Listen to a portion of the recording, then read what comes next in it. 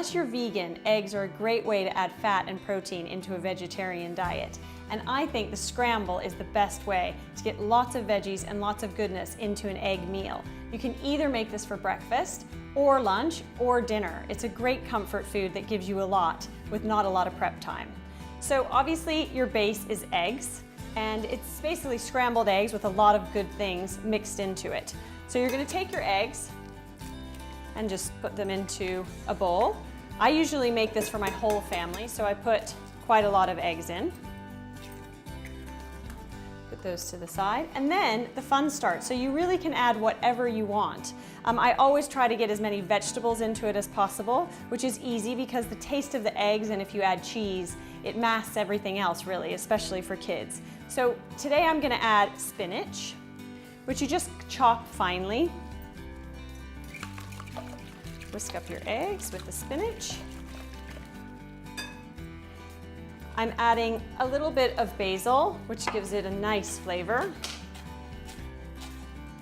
You can use leftovers too, so if you have some vegetables that maybe you roasted the night before, courgette works really well, asparagus, fennel, anything that you roasted, onions, delicious caramelized onions. You can just add that to the mix. I use courgette a lot, and it's okay to use raw courgette as long as you grate it quite finely. So you just want to grate it up like this, and it doesn't need to be pre-cooked.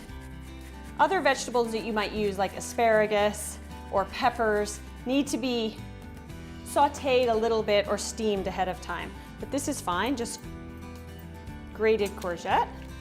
Mix that in. And then I have fresh tomatoes here. I have olives, black olives or green olives work really well. And you just cut these up into small pieces, but it doesn't have to be perfect and it doesn't take a long time. And then I love sun-dried tomatoes in a scramble because they give it a really kind of Tuscan Italian taste, and they add a lot of flavor. But these are not soaked in oil, and it's great if you can get them not soaked in oil because you don't need that extra amount of saturated fat. There you go. Mix that all together.